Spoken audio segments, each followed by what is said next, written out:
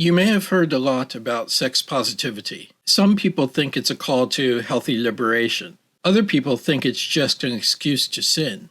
But what can we really say about sex positivity from an LGBT or queer Christian perspective?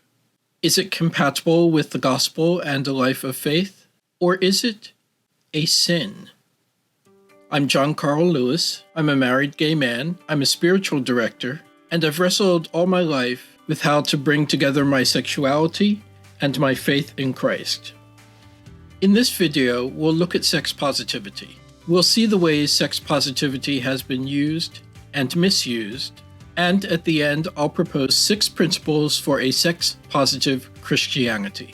Sex positivity started out as a response to the strict gender codes and sexual expectations of bygone eras. Basically, with the availability of birth control and penicillin, sex suddenly became much safer for just about everybody, and people figured it was time for the old codes and restrictions to go away.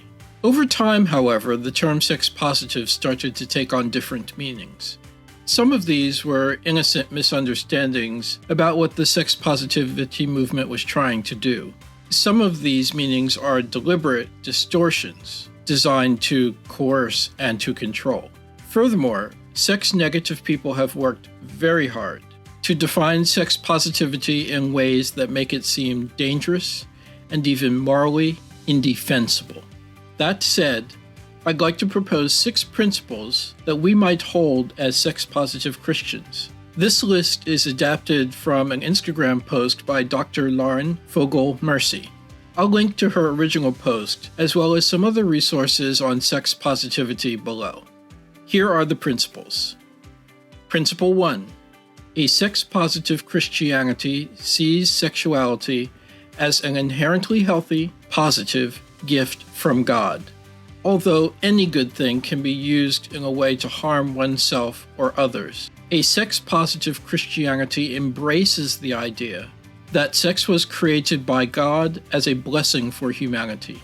Although not everyone is interested in engaging in sexual activities, a sex-positive Christianity sees sexual behavior as a blessing from God, which individuals and partners can freely choose or not. It is necessary to understand and have compassion on the many people who carry sexual shame, the majority of which is caused by the actions and the attitudes of the Christian church. But we are free to believe that God is not ashamed of sex, and we don't have to be either. Principle 2.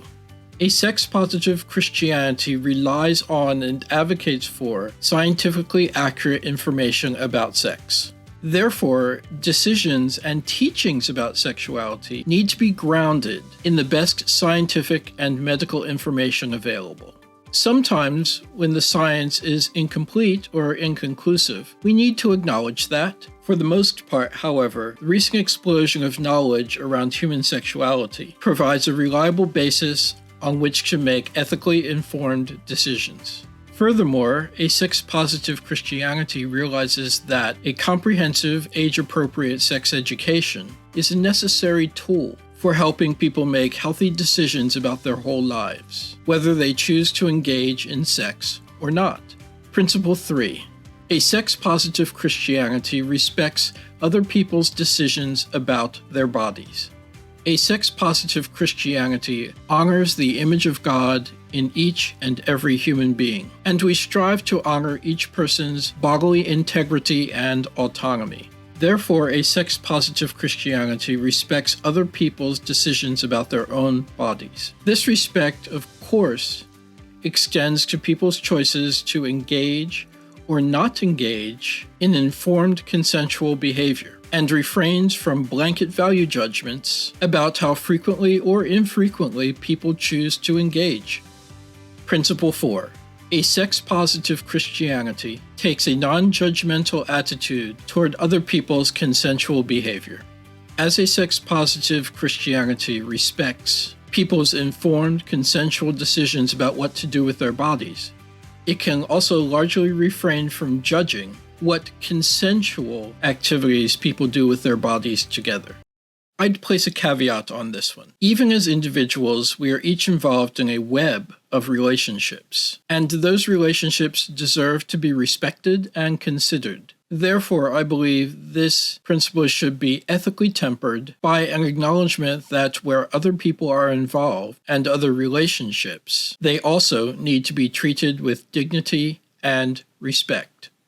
Principle 5. A sex-positive Christianity respects all sexual orientations and gender identities.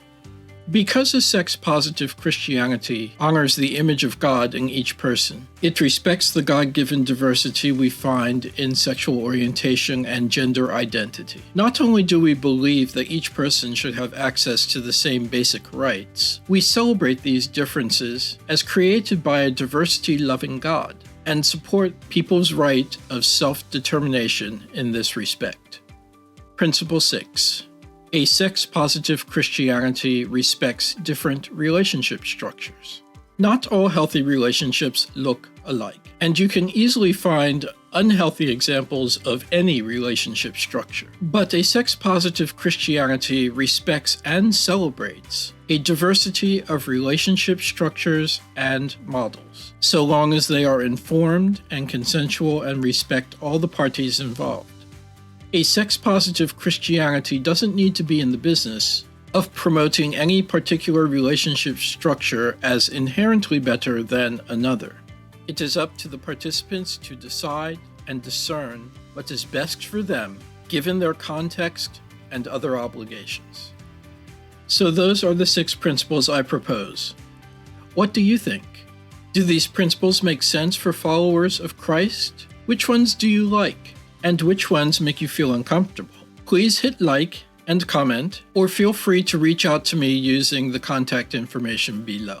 If you'd like to see more of this content, please subscribe and I'll make more. Jesus calls us to love our God with all our heart, soul, strength, and mind, and our neighbor as ourselves. Together, let us discover the most loving and Christ-like ways to do this with our attitudes and actions, sex included.